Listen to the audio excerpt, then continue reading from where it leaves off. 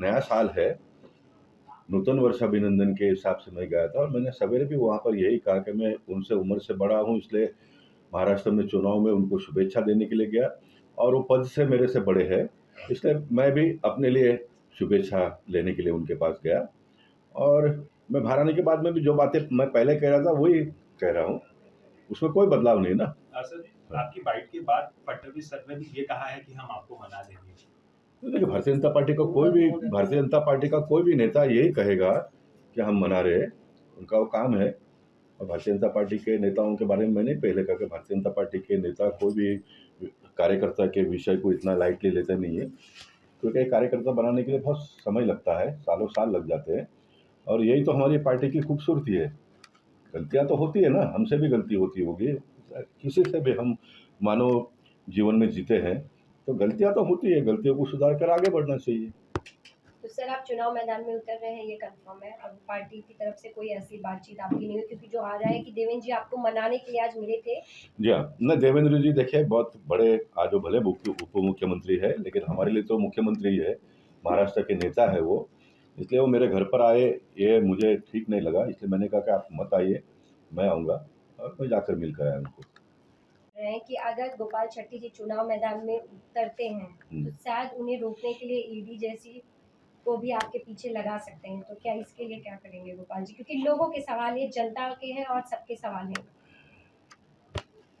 हिंदुस्तान में मैं एक ऐसा नेता हूँ, कार्यकर्ता हूँ, नेता नहीं सॉरी कार्यकर्ता हूँ, ये सभी सवालों का प्रश्न मैंने पहले ही देवेंद्र जी को, अजित पवार जी को और आर पाटिल साहब दिवंगत, अब वो नहीं है इस दुनिया में, उनको पहले ही लिख दिया था।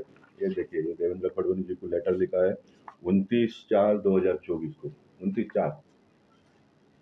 अब तो ये कौन सा महीना चल रहा है, बराबर है। उसमें ये कहा है, मेरा सबसे पहला लेटर देखिए, ये 2007 का आर पाटिल साहब उन दिनों में महाराष्ट्र के उप मुख्यमंत्री थे।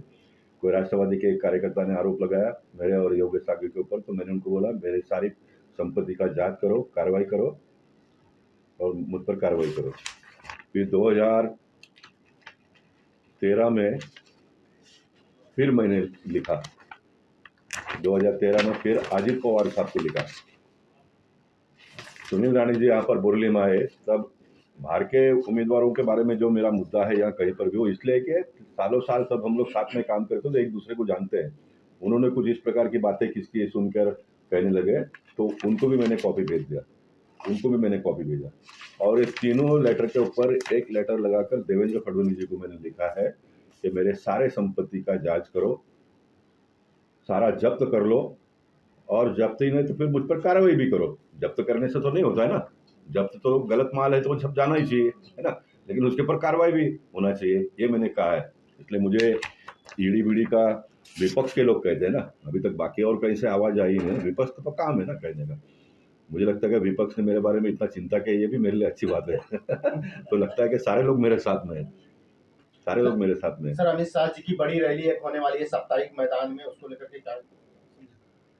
निश्चित अमित शाह जी, देखिए उत्तर मुंबई के लिए गर्व की बात यह है कि लोकसभा के चुनाव में देश के प्रधानमंत्री ने इच्छा जताई कि पीयूष गोयल ने यहाँ से लड़ना चाहिए, और मैंने पहले भी टीवी में कहा कि हमारे लिए गर्व की बात है कि प्राइम मिनिस्टर ने इस सीट पर इतना विश्वास जताया, तो हमने पूरा किया।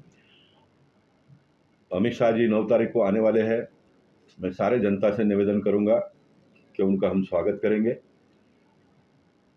कश्मीर में से 370 हटाने का काम करने में अगर सबसे बड़ी भूमिका किसी के, तो प्राइम मिनिस्टर का तो है ही, लेकिन अमित शाह जी का बड़ा रोल है, ऐसा मेरा मानना है। मैं तो बहुत कभी उनको बार बार 10 साल सांसद था तो भी मिला नहीं, मेरा वो स्वभाव नहीं है, लेकिन मुझे पता चलता है ना सब क्या है करके।